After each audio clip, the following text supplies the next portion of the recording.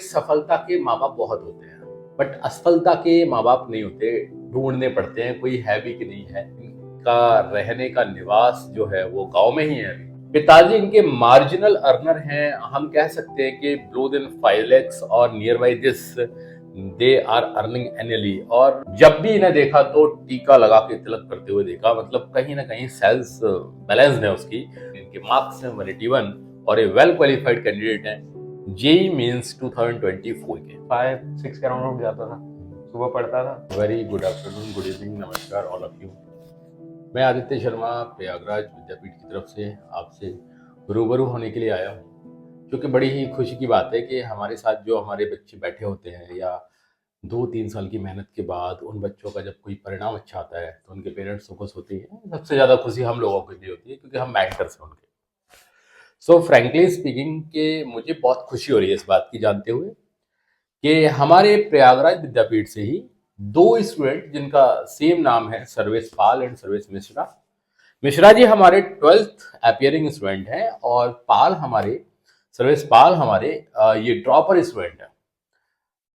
उन सारे बच्चों को जो हमारे यहाँ पे अपियर हुए थे, रजिस्टर हुए थे, हमारी कोचिंग्स में ऑफलाइन पढ़ रहे थे, उन सबको हमने बेहतरीन तरीके से, अच्छे तरीके से, जितना मेहनत करवा सकते थे, पढ़ा सकते थे, पढ़ाया।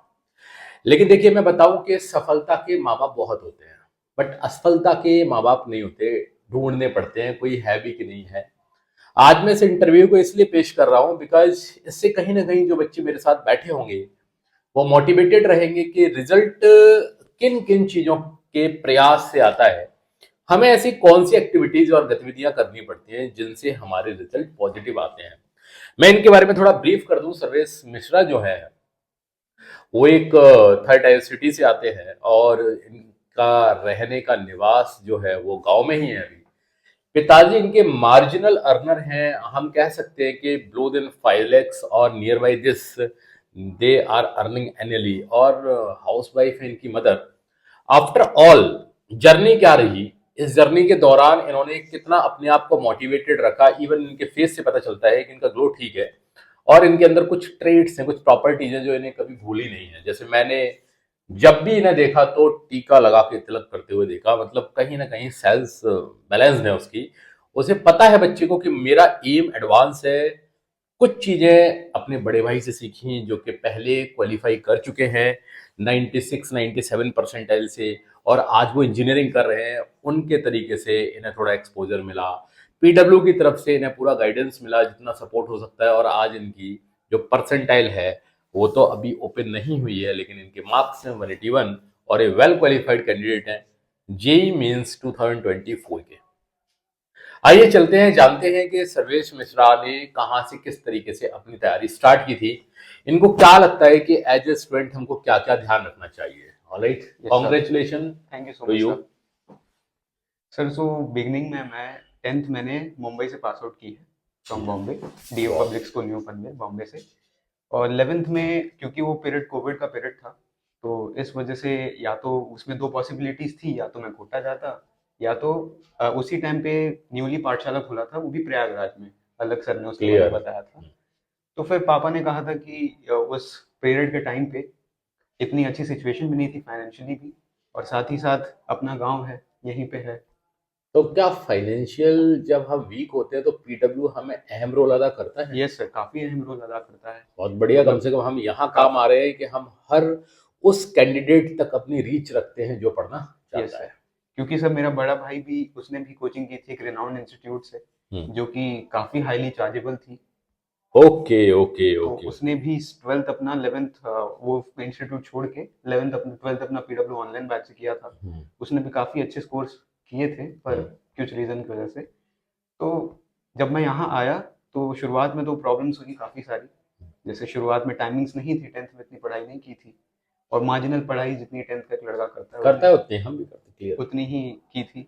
यहाँ आया तो काफ़ी सारे नए नए टीचर्स मिले। उस टाइम पे तो पाठशाला में ऑनलाइन क्लासेस चलती थी, तो उस टाइम पे सौरभ सर मिले, केमिस्ट्री के फैकल्टी यहाँ पे। एकदम एकदम। तो उन्हें पूरा साल अच्छे से 11th में उन्होंने गाइड किया, और उन्हीं की वजह से शायद उन्होंने मेरा बेस डेवलप कर दी।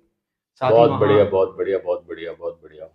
साथ ही वहाँ एक और टीचर थे, अजय शुक्ला सर जो इस टाइम पे यहाँ नहीं है, कानपुर विद्यापीठ में, ओके। उनने भी काफ़ी मेरी मदद की थी।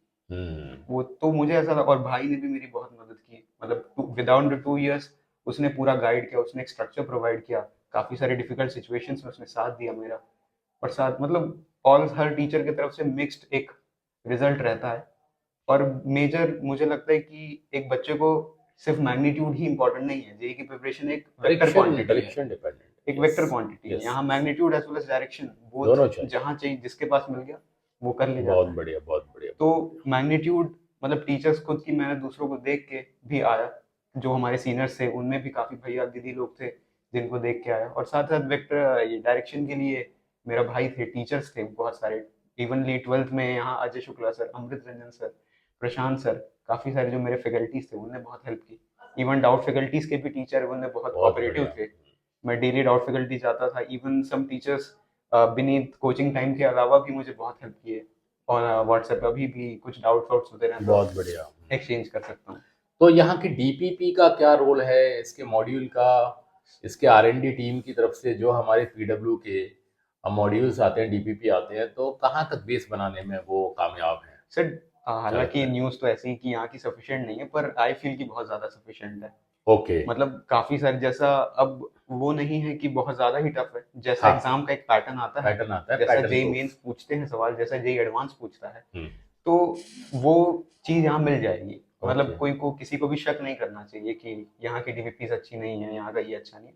काफ़ी ज़्यादा अच्छी मटेरियल्स हैं। इवन डीपीपीस में बहुत सारे टफ सवाल होते हैं जो एंडिंग के सवाल होते हैं, और उसमें बहुत सारी कैटेगरीज देखने को मिलती है, जैसे असर्शन रीजनिंग टाइप, हम्म। मल्टीपल क्वेश्चंस, ये सारी की भी डीपीपीस मिलती हैं। और इसीलिए मतलब डीपीपीस अगर किसी ने बहुत बार लगा ली, 2-3 बार लगा ली, मल्टीपल टाइम्स को रिवाइज कर लिया, उसका आराम से निकल जाएगा। बहुत बढ़िया, बहुत बढ़िया। यहाँ की टेस्ट का क्या मेजर रोल है, टेस्ट जो लेते टेस्ट हैं? सर बहुत ज़्यादा इंपॉर्टेंट है। इवनली कोई टेस्ट आपने कभी मिस किया हो? नहीं सर, मतलब हार्डली 11th में शायद 1-2 मिस किए होंगे, वो भी ड्यू टू सम रीजंस, हाँ ओके। रीजंस। बाकी वैसे सोच के तो कभी मिस नहीं किया। इवन ओके, मतलब ओके। मेरे दोस्त लोग थे वो ऐसे कहते थे कि सर सिलेबस कंप्लीट नहीं है तो नहीं देंगे, लेकिन यही है कि सिलेबस कभी कंप्लीट होगा नहीं। इवन अरे वाह, जेई बहुत देने बढ़िया। जाओगे तब भी सिलेबस कंप्लीटेड नहीं रहेगा। Clear, clear, clear. तो कितने आवर्स की स्टडी रेगुलर नीडेड है एक कैंडिडेट के लिए? सर 2 ईयर में कभी गिने तो नहीं, हाँ, अच्छा। लेकिन मतलब ऐसा ही है कि टेंटेटिव आइडिया? हाँ, सुबह उठता था तो पहले पढ़ता बस था, पढ़ते रहो। फिर मतलब 5-6 के अराउंड उठ जाता था, हम्म। सुबह पढ़ता था, फिर 10 o'clock नाश्ता वाश्ता करता था, हम्म। फिर वापस पढ़ता था। 4 o'clock से कोचिंग थी, 3:30 को निकलता था घर से, हम्म। फिर यहाँ क्लासेस के बाद वापस जाके वहाँ रिवीजन करता था। जैसे 12th में था तो 11th की रिवीजन करता था शाम के वक्त, ओके। मतलब फिर वहां से लेके स्ट्रेच 1 बजे रात तक पढ़ता था, फिर वापस सो जाता था। तो क्या रैंक अपना एक्सपेक्ट कर रहे हैं एडवांस में? कितना रैंक अपने एम रखा है कि हमें एम इतना होना तो चाहिए? हालांकि जेई मेंस में इतनी नहीं आ पाई ड्यू टू सिली मिस्टेक्स। कभी कभी होता है। वो सर 1-2 दिन तक बहुत गलत फेज था कि मतलब 260 का अटेम्प्टेड था, पर कहाँ लैंड कर गए। ओके, ओके, चलो, कभी अनफॉर्चुनेटली ऐसा हो जाता है कि क्रैश हो जाती हैं चीज़ें। बट अभी एडवांस में हम कितना तक एडवांस में एक्सपेक्ट कर सर रहे हैं? I am expecting under 100। Under 100 आप एक्सपेक्ट कर रहे हैं? तो आपने किस किस बुक को रिफर किया है? तो बेसिकली फिजिक्स में? मॉड्यूल्स में मैंने बहुत बार रिपीट किए हैं, जी। उसके एडवांस के एक्सरसाइजेस हो गए, डीपीपीस जी। को बहुत बार रिपीट किए हैं। हाँ। उसके अलावा मतलब मैथमेटिक्स में कभी कभार कोई बेसिकली कुछ चैप्टर्स में ओके। एक सेंगेज करके बुक आती है, हाँ, उसकी बहुत मुश्किल से यूज पड़ जाती है। हाँ, हाँ, हाँ, मतलब जिसमें बहुत ऐसा लगता है कि नहीं हुआ है, मतलब इतने क्वेश्चंस नहीं सॉल्व कर लिए हैं, हाँ। उसमें एक वो बुक को रेफर कर लेता हूँ। बाकी फिजिक्स में मॉड्यूल्स और केमिस्ट्री में भी मॉड्यूल्स को रेफर बहुत किया बढ़िया, है। बहुत बढ़िया। अगर अंडर 100 बच्चा लेके आता है तो मेरी तरफ से लैपटॉप गिफ्ट है, पर्सनली लेवल पर सर्विस को, इसमें कोई डाउट नहीं है। तो मेरी तो हमेशा शुभकामनाएं रहेंगी। और इसी के साथ जितने भी बच्चे इस इंटरव्यू को सुन रहे हैं वो कभी ना कभी ये सोचते होंगे क्या हम कर पाएंगे या हम नहीं कर पाएंगे, सफलता हमसे कितनी दूर है। तो मैं बताऊं, आप एक्ट करना स्टार्ट करो टाइम इक्वल टू जीरो पर। आप एक्ट करो, इम्प्लीमेंट करो, और इम्प्लीमेंट करके उसको रेगुलरिटी में रखो। आप 10 आवर्स पढ़ते हैं 7 डेज में 1 टाइम, और आप रेगुलर पढ़ते हैं 1 1 आवर। ये 1 1 आवर वाला रेगुलरिटी ज़्यादा इंपॉर्टेंट है, हमें रेगुलरिटी बनाए रखनी पड़ेगी। सारे बच्चे जितने भी इसको देख रहे हैं ध्यान रखिएगा, टॉपर स्टॉक में क्या क्या बातें हमें इम्प्लीमेंट करने के लिए लगी, उन्हें करना भी चाहिए। सफलता कभी भी किसी से दूर नहीं जा सकती। अब इसी के साथ मैं इस शॉर्ट वीडियो को जो मैंने साझा किए हैं कहानियाँ एक सफलता की, मैं इसको नमस्कार के साथ अपने शब्दों को विराम देता हूँ। धन्यवाद।